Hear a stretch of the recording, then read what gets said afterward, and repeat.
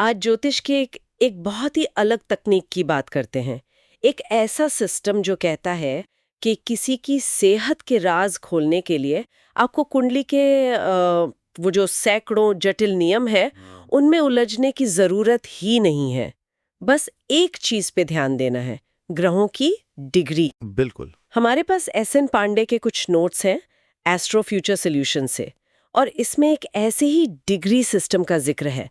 तो आज हमारे सामने एक तरह की ज्योतिषीय पहेली है।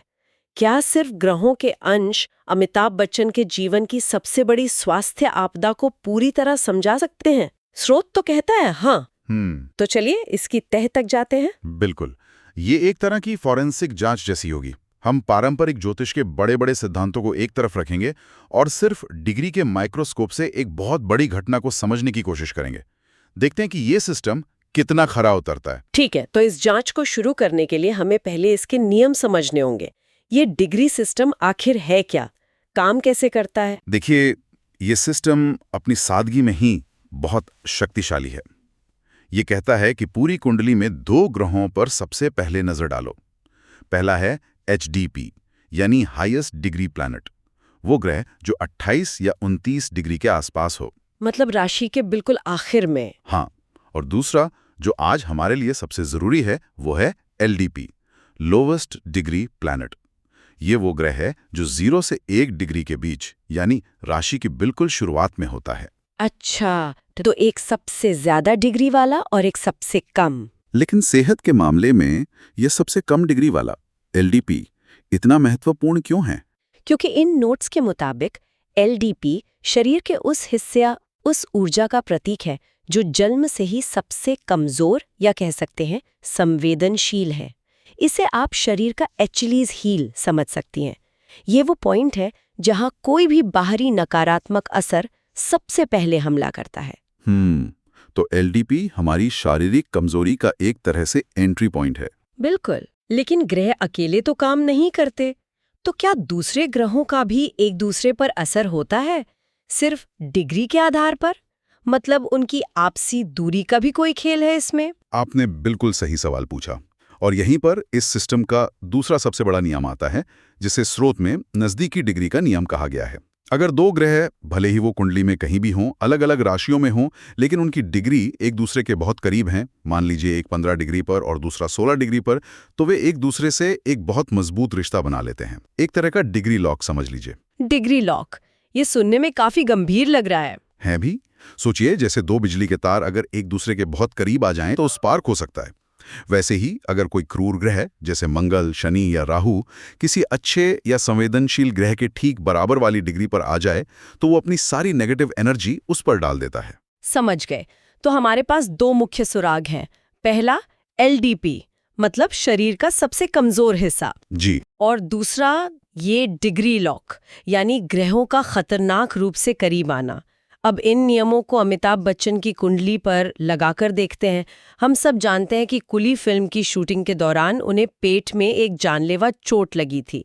क्या ये सिस्टम उस घटना की वजह बता सकता है? चलिए सीधे उनकी कुंडली के डिग्री चार्ट पर चलते हैं, जैसा स्रोत में दिया गया है।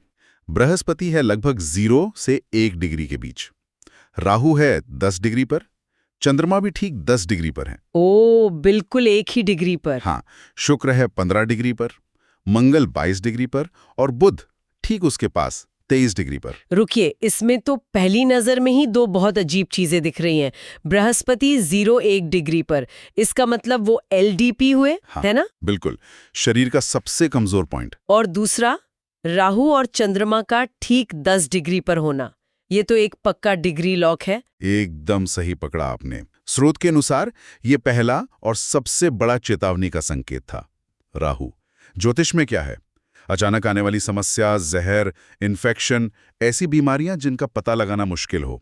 और ये बैठा है सिंह राशि में, जो कालपुरुष कुंडली में पेट का हिस्सा है। और ये सीधी सीधी चंद्रमा को पकड़ रहा है, जो मन का कारक है। सिर्फ मन का ही नहीं, मेडिकल ज्योतिष में चंद्रमा हमारी भोजन नली, पेट के एसिड्स, मतलब शरीर के सभी तरल पदार्थों को दिखाता है। तो जब राहु जैसा परेशान करने वाला ग्रह चंद्रमा जैसे संवेदनशील ग्रह के साथ ठीक एक ही डिग्री पर बैठ जाए तो ये पाचन तंत्र को बहुत ज्यादा अस्थिर बना देता है। अच्छा। स्रोत में इसे गट ब्रेन एक्सिस से जोड़ा गया है। मतलब मानसिक तनाव का सीधा और तुरंत असर पेट पर पड़ेगा। तो राहु चंद्रमा का ये कनेक्शन एक तरह से बैकग्राउंड में बजने वाले खतरे का संगीत था।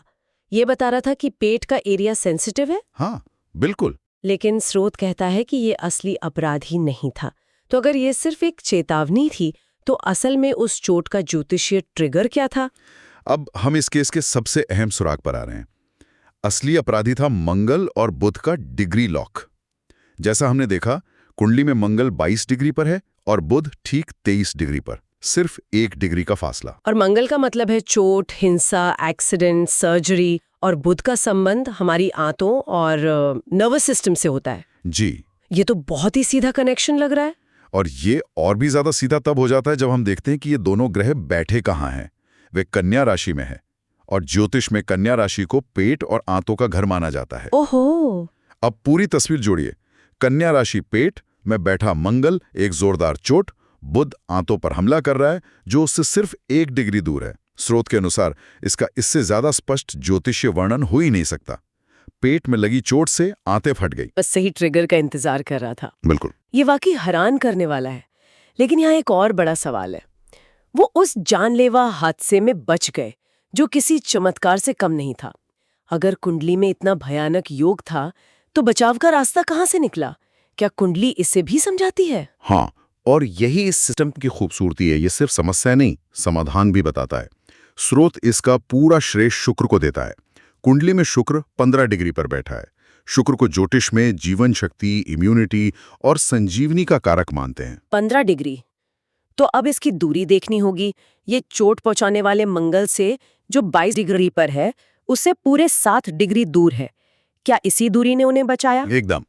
स्रोत में इसे बहुत अच्छे से समझाया गया है। आग और चोट यानी मंगल जो 22 डिग्री पर है, उसने आंतों यानी बुध को जो 23 डिग्री पर था, उसे जलाया। लेकिन जीवन शक्ति यानी शुक्र जो 15 डिग्री पर था, वो उस आग की चपेट से 7 डिग्री दूर सुरक्षित खड़ा था। अगर शुक्र भी 21 या 22 डिग्री पर होता, तो शायद मंगल की आग जीवन शक्ति को भी उसी वक्त खत्म कर देती। इसी दूरी ने डॉक्टरों को उन्हें बचाने का वो जरूरी समय दिया। स्रोत में एक सेफ जोन सिद्धांत का भी जिक्र है।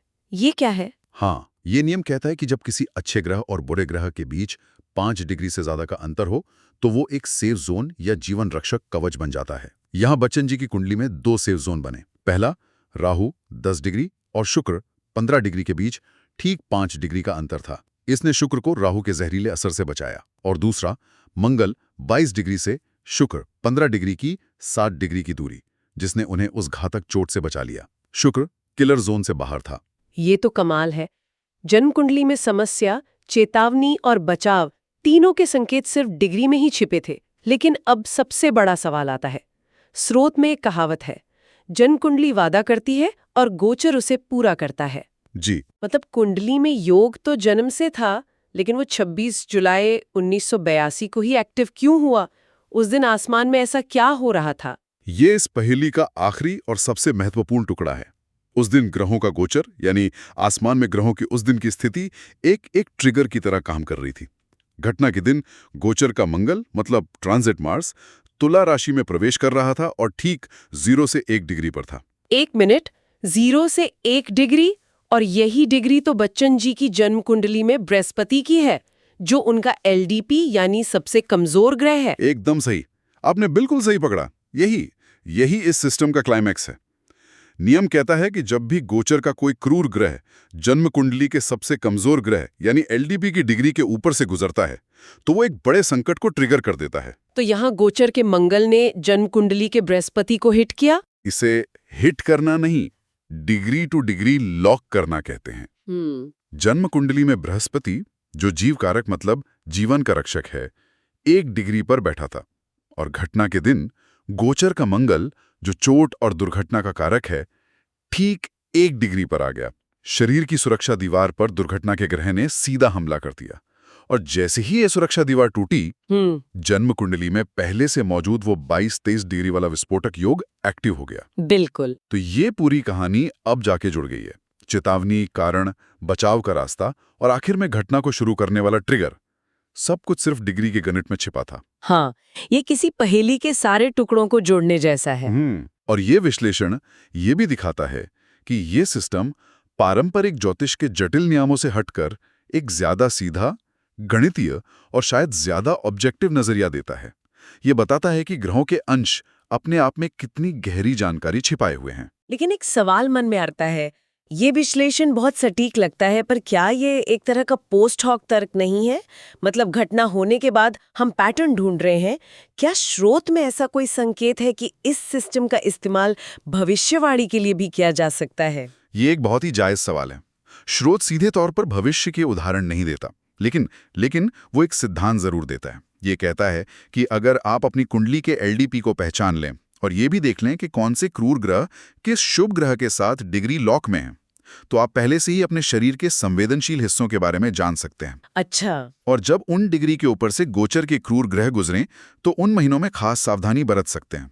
तो ये एक तरह का निवारक ज्योतिष बन जाता है। तो कुल मिलाकर ये डिग्री सिस्टम ज्योतिष को एक बिल्कुल अलग नजरिए से देखने का मौका देता है। हाँ, इसकी ताकत इसकी सादगी और सटीकता में है। ये ज्योतिष को भाग्य बताने वाले रहस्यमयी ज्ञान से ज्यादा एक पैटर्न पहचानने वाले विज्ञान के करीब लाता है। ये कहता है कि आपकी कुंडली एक तरह का कॉस्मिक डीएनए है और ग्रहों की डिग्री उस डीएनए के वो कोड हैं जो बताते हैं कि कौन सा जीन कब एक्टिव हो सकता है। ये पूरी चर्चा एक बहुत दिलचस्प विचार पर लाके छोड़ती है। स्रोत के आखिर में एक बहुत ही व्यावहारिक सबक दिया गया है। उसमें लिखा है, अगर किसी की कुंडली में लग्नेश, जो व्यक्ति का खुद का प्रतिनिधि है, या राशि का स्वामी, जो मन का प्रतिनिधि है, अगर वो किसी भी पापी ग्रह से 5 डिग्री से ज्यादा दूर है, तो व्यक्ति बड़ी से बड़ी मुसीबत से भी किसी न किसी तरह बच निकलने का रास्ता ढूंढ ही लेता है। ये सोचने पर मजबूर करता है कि क्या ज्योतिषीय प्रणालियों में ऐसे और भी सरल लेकिन शक्तिशाली पैटर्न छिपे हो सकते हैं, जो हमारी नजरों से अब तक ओझल हैं?